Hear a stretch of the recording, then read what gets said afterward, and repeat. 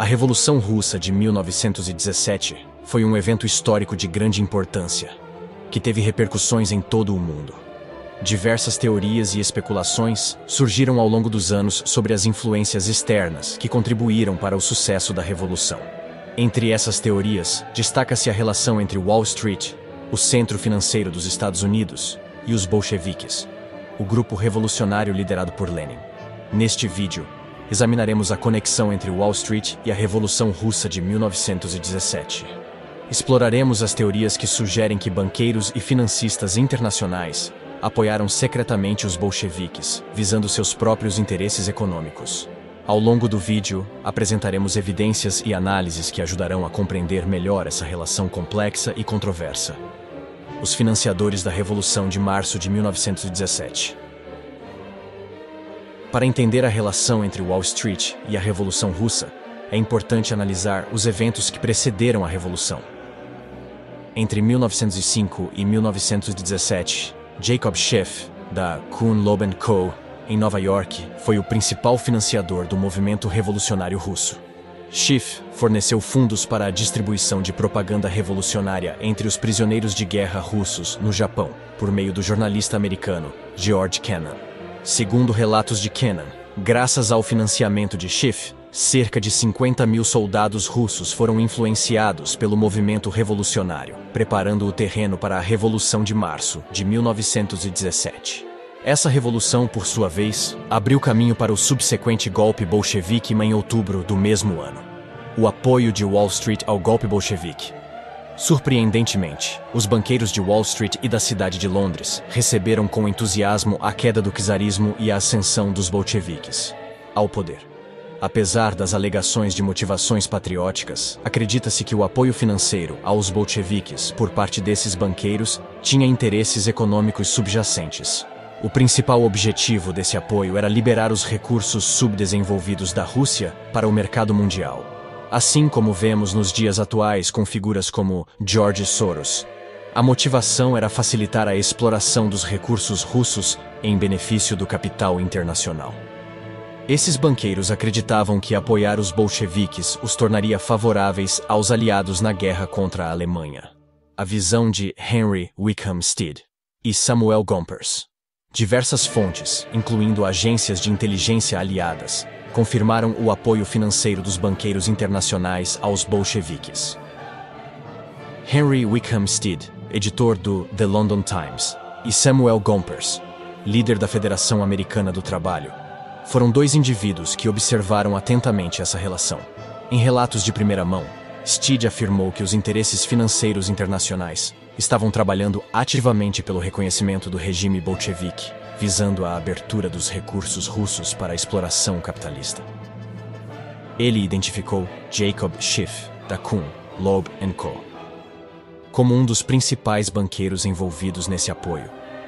Gompers, por sua vez, afirmou que um grupo de predadores financeiros internacionais estava trabalhando para o reconhecimento dos bolcheviques, visando a abertura dos recursos russos para a exploração. Ele observou que proeminentes americanos que historicamente eram contra movimentos sindicais estavam agora apoiando os bolcheviques. Afinal, quem foi Jacob Schiff? Jacob Schiff foi um banqueiro e filantropo judeu-americano, nascido na Alemanha, em 1847. Ele emigrou para os Estados Unidos em 1865 e se tornou um influente membro da Kuhn Loeb Co., uma importante empresa de investimentos bancários. Schiff foi um defensor ativo dos direitos civis e igualdade para os judeus, apoiando o movimento sionista e financiando a causa revolucionária na Rússia. Seu envolvimento na Revolução Russa incluiu o financiamento de grupos revolucionários como os mencheviques e os socialistas revolucionários, conhecido como bolcheviques, que buscavam derrubar o regime czarista e promover reformas políticas e sociais na Rússia. Schiff acreditava que o sucesso desses grupos poderia resultar em melhores condições para os judeus na Rússia e em um ambiente mais propício para as mudanças políticas e sociais. O apoio financeiro de Jacob Schiff à Revolução Russa é um dos aspectos menos conhecidos e complexos de sua vida, pois ele acreditava que este movimento poderia promover justiça e direitos humanos, tanto nos Estados Unidos quanto internacionalmente. a missão da Cruz Vermelha Americana e o financiamento aos bolcheviques.